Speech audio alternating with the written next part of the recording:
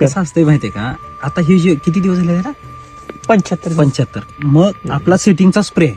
आपला कसला सेटिंगचा, म्हणजे आपण साधारण गहू आकाराच्या पुढे स्प्रे टाकतोय मशीनचा, आणि तिथनं पुढं साधारण 6 दिवसाला 8 दिवसाला आपण मोठा स्प्रे टाकतोय.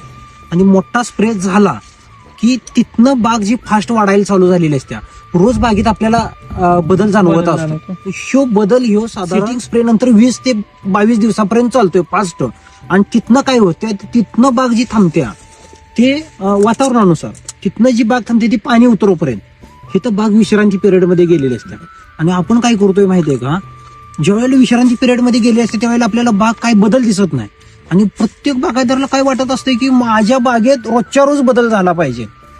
तिथं बाग ही फास्ट काम करून विश्रांती पिरियड मध्ये गेलेली असत्या, त्यावेळेला बागेला अतिरेक करायचं नाही. म्हणजे काय करतोय, टॉनिक मार, औषध मार आणि जीए मार, पण ती बाग काम करून थकलेली असते आणि तिथं नॅचरली विश्रांती घेत असत्या. मग त्या पिरियड मध्ये काय करायचं, ड्रीप मधनं खायला भरपूर सोडायचं.